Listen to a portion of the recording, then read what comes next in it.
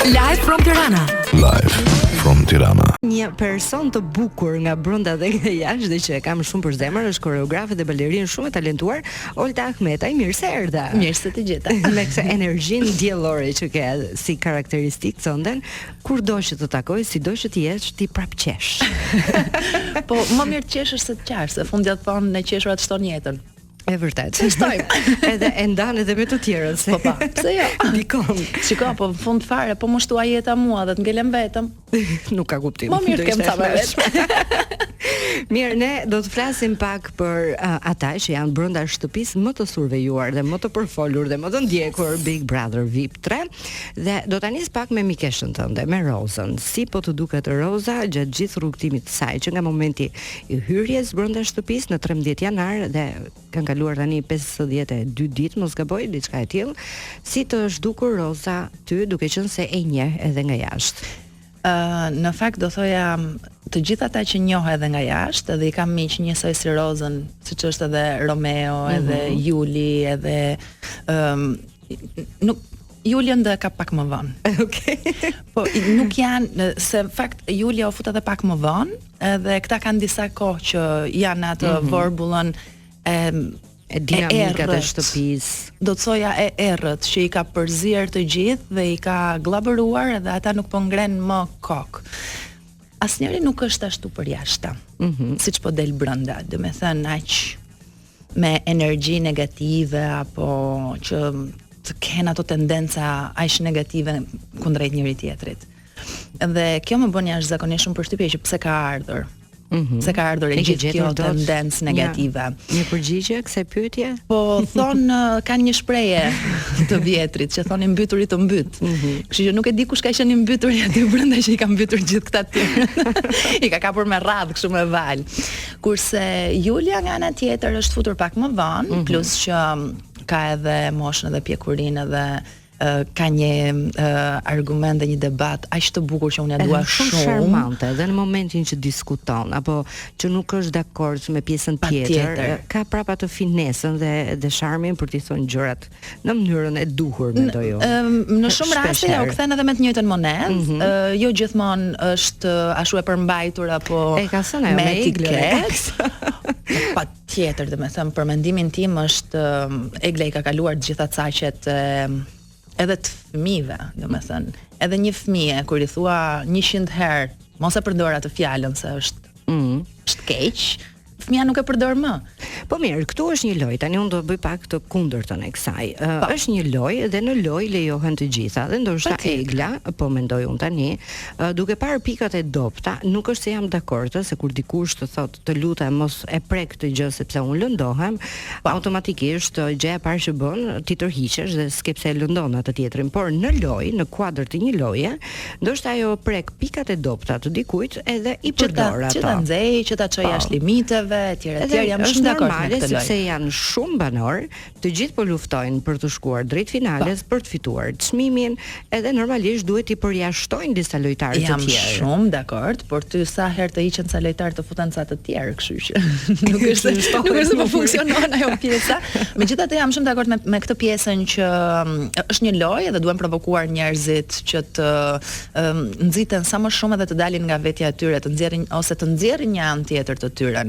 Por jo të gjithë njerëzit duhen provokuar njësoj. Domethënë Egla përdor të njëjtën armë të gjithë, që është e shara, dhe të betohem, unë kam filluar, kam marrë një libër, një blog, dhe kam filluar të mbaj shënim disa të shara që nuk i kisha dëgjuar ndonjëherë në jetën time, disa ofendime kështu të çuditshme, që jo realisht, domethënë ne jemi të rritur, ne jemi një brez që jemi rritur edhe me bullizimin, se kemi kaluar periudha edhe të vështira, kemi kaluar tranzicione të frikshme dhe kemi pas edhe armë rreth e qark shoqërisë etj, domethënë jemi rritur jemi brezin në 97-s me pak fjalë, që është një periudhë shumë e errët. Në 97-ën e kemi kapur të rritur dhe e kemi përjetuar, e mbaj mend etj dhe ky është një problem që ne jemi rritur me bullizimin.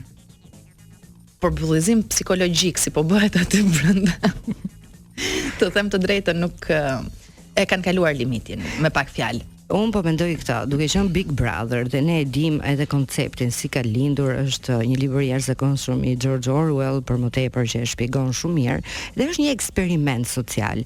Dhe ne jam shumë dakord që ka disa gjëra që duhet ketë një limit, por edhe në të përditshmen tonë, nëse ne dikush na del përballë dhe nuk e evitojmë dot, qoftë ky në punë, qoftë dikush që banon afër nesh, apo qoftë një familjar, sepse ndodh edhe kështu, atëherë edhe ne po jetojmë në të përditshmen tonë të njëjtën situatë dhe reagojmë po njësoj, po kur e shohim këto në ekran.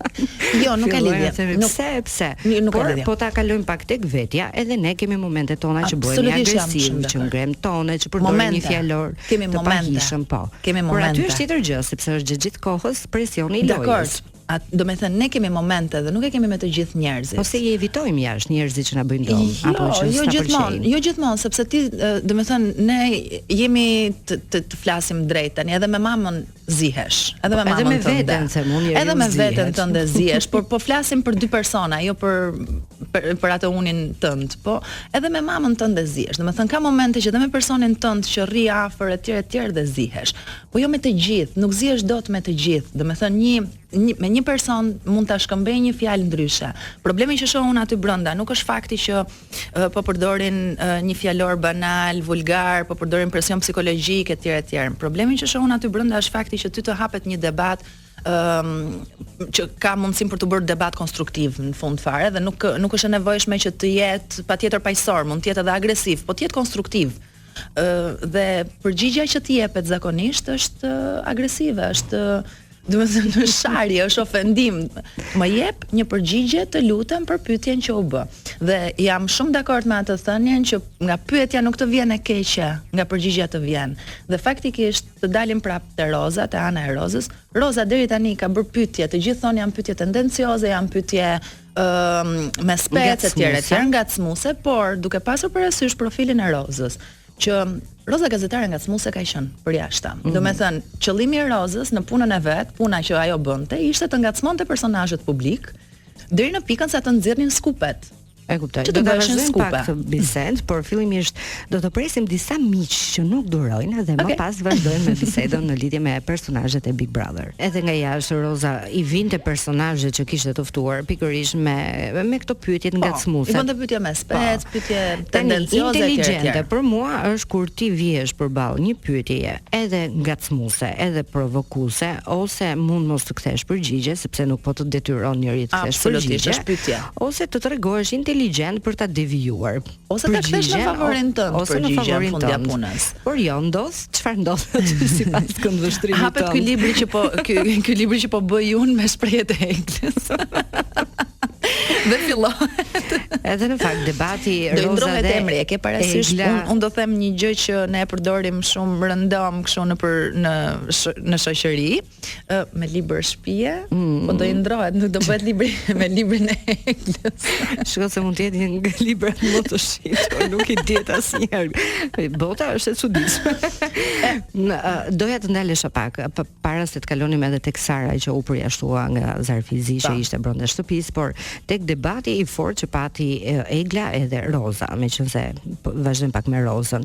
Dhe ai momenti kur Roza i bëri një pyetje Eglës, tipi që po ti a ke fëmijë, dhe pastaj pati edhe një lum shpërthimesh edhe patjetër. Shumë e kanë konsideruar si pyetje shumë të keqe. Shumë kanë thënë, po në fund ditës ajo pyetje është, Egla mund t'i kthente përgjigje që nuk ka ç'të duhet t'i fare dhe mbylle. Mund t'i kthente përgjigje po kam, jo s'kam. Do të thënë, gjithsesi, ndoshta kjo ishte një pikë dobët e Eglës që ndoshta si njeriu ka dhe pengjet e veta apo ka dhe problemet e veta, jo të gjithë mund të. Dakor, është njësoj si ajo pyetja e asaj gruas që mund të ketë pak peshë më shumë se ç'duhet dhe njerëzit i thonë sa muajsh je. Dhe ne jemi të patakt që në të përditshmen për të bërë pyetje shumë personale. Pyetja sa muajsh je është shumë pozitive, në sensin që sa muajsh je, sa qef që je shtatzan etj. Por ajo mund të ketë një problem dhe nuk është shtatzan. Prandaj them ne tregojmë të patakt. Unë e kam provuar vet mbi kuriz. Atëherë, nëse dikush është shtatzan dhe ti e njeh për shembull dhe ti e njeh e shem pas shumë kohësh që është në atë gjendje dhe ti nuk e pyet fare sepse mundohesh të jesh i kujdesshëm për këtë gjë, asaj mund t'i ngelet hatri dhe që pse se pyete që për shtatzani. Mund të gjesh pyetje me takt. themon, që mos të gabosh, sepse ne nxitohemi shumë. Unë kam pasur një periudhë në jetën time se po devijoj, por thash, Big Brother ne na përket se jemi ne në të përditshmen tonë. Dhe askush nuk duhet ta përjashtoj veten se jetojmë në një shoqëri të tillë. E gjitha ajo aty është pasqyrimi i shoqërisë ku ne po jetojmë dhe për mua kjo pjesë është pak e frikshme sepse duke pasur këtë lloj shoqërie, unë them ku po i çojmë fëmijët në çfarë lumi po i fusim fëmijët lahen. Por e kemi ne në dorë, sepse unë nuk ndryshoj dot Oltën, as Olta Jerin, por Jeri ndryshon Jerin dhe Olta Oltën. Nëse masa është duhet të fillojë ndryshimi nga kjo, se ne mendojmë sikur do bëjmë heroin dhe nuk ka superheroin të tillë. Ne duhet jemi superheroin të vetes tonë. Por e kisha te kjo, mua më ka ndodhur personalisht, duke pasur një problem shëndetësor, të kem humbur shumë kilogram brenda një muaji dhe kam dëgjuar edhe fjalë të tilla që në momentin e parë që jam takuar me dikë, ua, po ti ke një sëmundje të keqe, prandaj them ne jemi shumë të patakt në mënyrën se si pyesim, sepse në këtë formë ne mund të prekim një plag të këtij personi që po e vuan diçka. Dhe nuk është aq e thjeshtë. Në momentin që dikush të lëndon, po unë po e kthej tek Bigu. Në momentin që dikush të lëndon, në rastin e Eglës, pyetja a ke fëmijë, s'ke fëmijë, mua nuk më duk fare tendencioze, mua më duk në sensin e asaj, siç themi shpesh herë, a ke zot?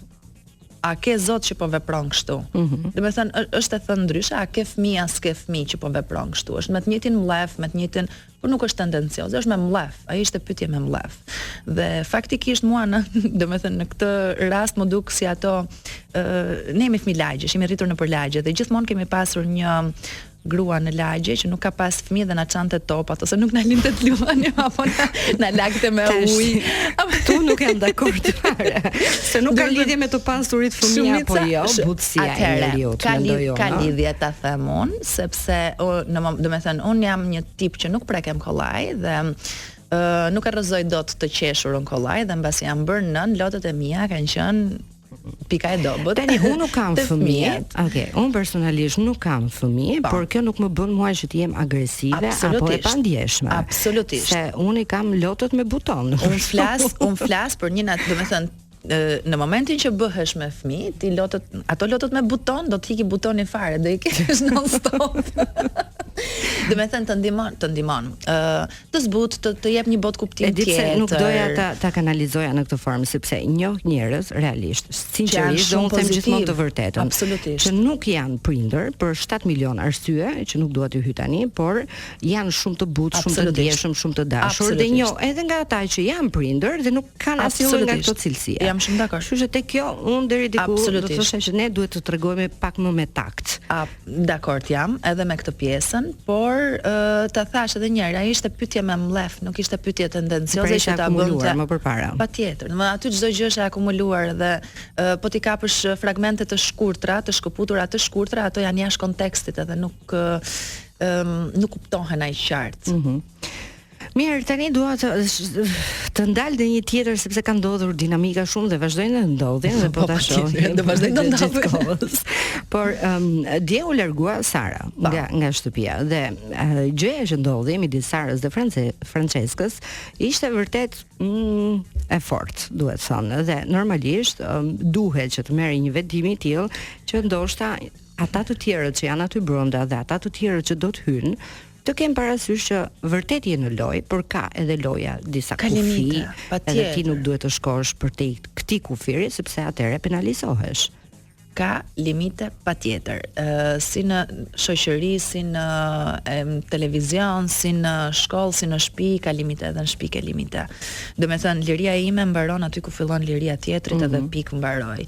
Në momentin që unë e cënoj tjetrin në liri aty prit se kam shkelur më shumë se ç'duhet edhe duhet step back për të të rishesh ishte për shtypja ime apo Sara nuk e priste. Domethënë më duk pak e befasuar dhe pastaj i duhej pak kohë për ta kuptuar që vërtet ajo po Sara nuk kishte çfarë të priste. Sara bëri një veprim që duhet të merrte ndëshkim mbas atij veprimi.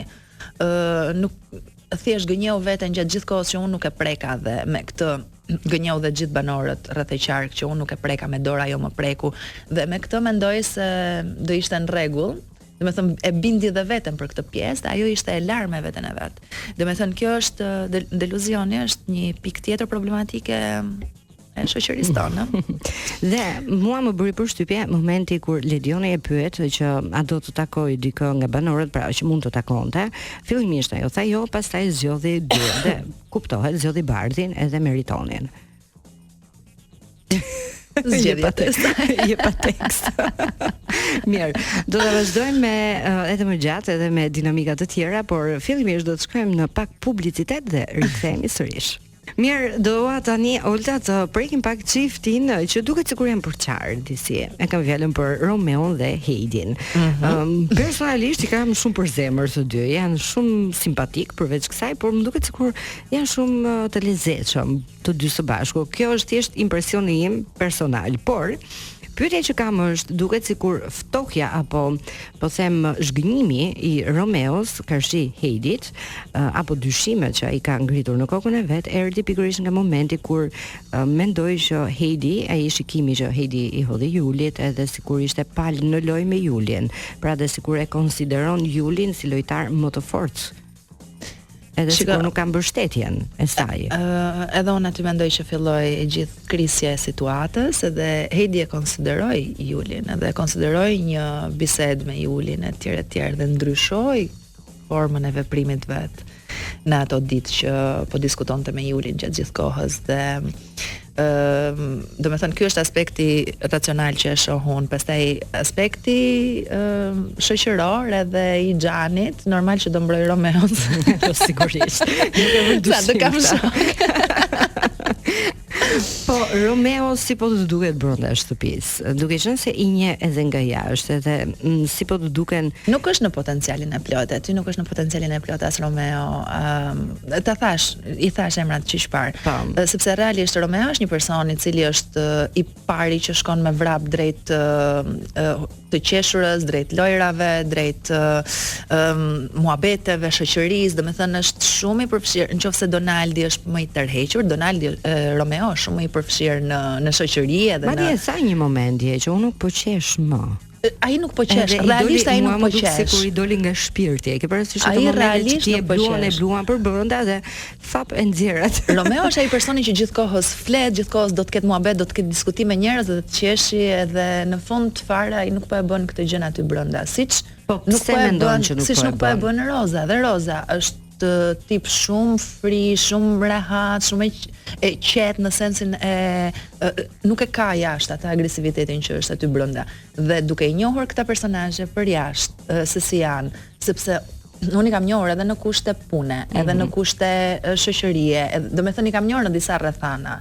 Aty brenda janë thjesht pushim dhe thjesht ju bluan mendja se çfarë të bëjnë, kurse unë I kam njohur edhe në disa kushte ekstreme, pavarësisht edhe aty janë në kushte ekstreme. Dhe të them të drejtën, I mbyturit të mbyt dalin prapë ajo fjala parë, dikush e filloi këtë lojën për mendimin tim steka.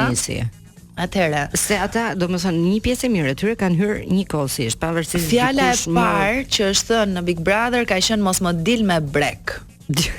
E kapa tani se për kë e ke. Dhe u mbajt 2 javë diskutimi ti mos më dil me brek, ti I degeneruar dhe vazhdoi. Domethënë po brekët ishin kryefjala që turp diskutosh për brek sot e kësaj dite o zot.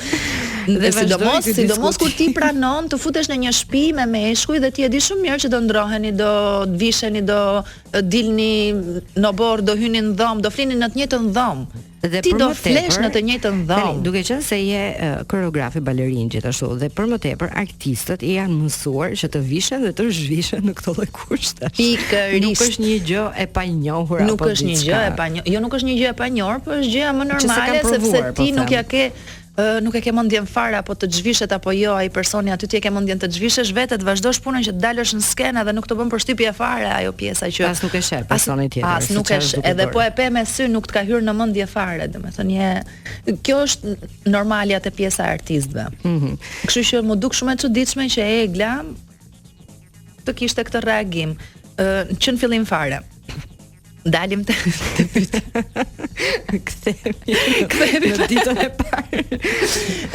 Të dalim te pyetja, domethënë filloi ky agresiviteti sepse të gjithë filluan të flisnin me njëri tjetrin, të njihnin njëri tjetrin etj.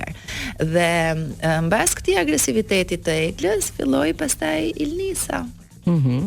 Domethënë, këto të dyja ishin filloi të përhapej dhe Ilnisa filloi me goxha goditje të rënda, domethënë, dhe unë nuk e kuptoj pse u çuditën këta kur ju kthye Roza të gjithëve, se në fund ditës këto e mbushën Rozën, e acarun, duke nisur që nga shpulla që i dha Meri Rozës në fillim fare dhe të shkul flokët e të kap për flokësh të etj që i tha, dhe pastaj kur ju kthy Roza, që nuk ju kthy me të njëjtën monedhë, ju kthy me pyetje ngacmuese, ju kthy ndryshe, po kur ju kthy Roza ju erdhi keq dhe filloi të dishte.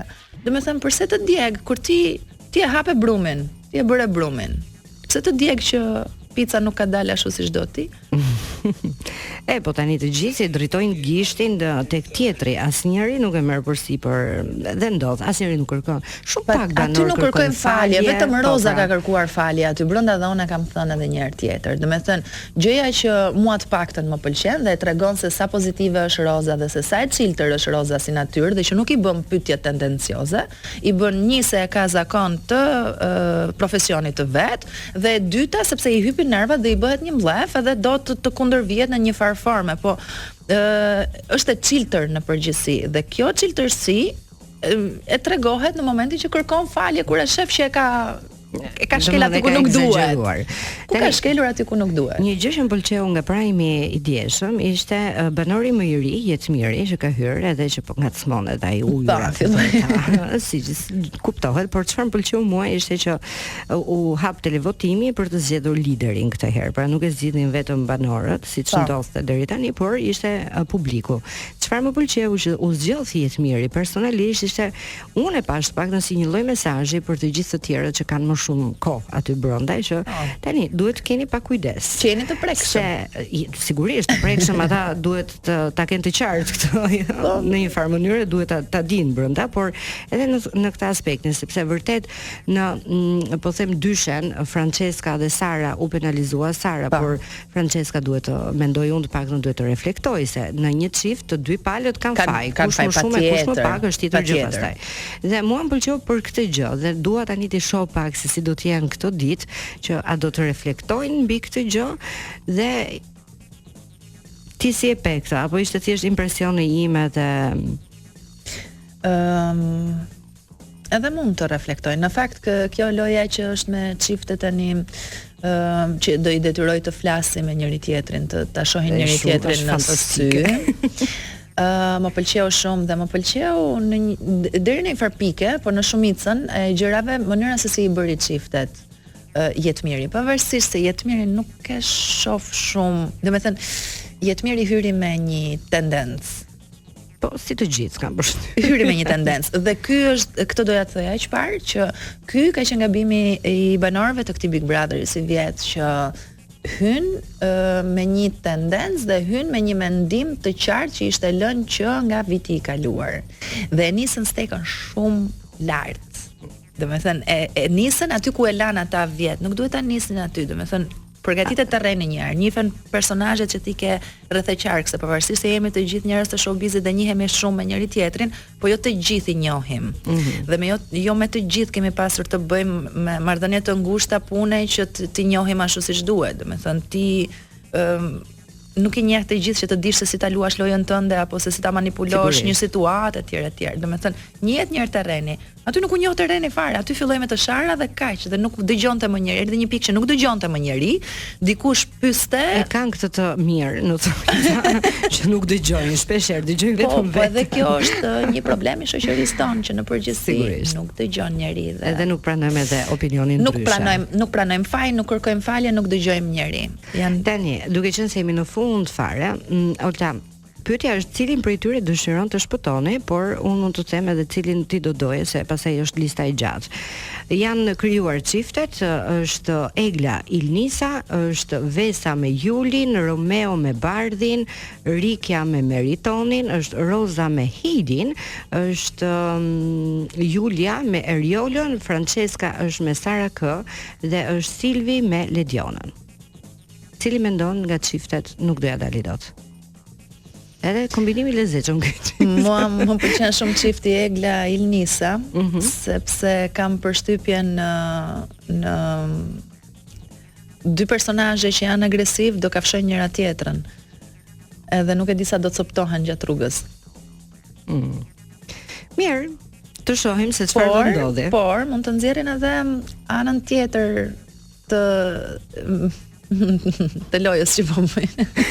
Do të thënë mund të prandaj thash që më pëlqeu jetë miri se si I bëri kombinimet, sepse mund t'i nxjerrë edhe në një formë tjetër, duke dashur të shpëtojnë veten, mund të bien në kompromis edhe të dalin nga loja rutinë që janë duke bërë, që janë vetëm duke ofenduar edhe duke mos dëgjuar asnjë njeri. Olta, unë dua të të falenderoj shumë e dashur që ishe me mua edhe të uroj ditë të bukur në vijim. Ndërkohë ne shkojmë tek një bashkëpunim, është Tiesto që unë kam shumë për zemër, dhe Karol G me Contigo.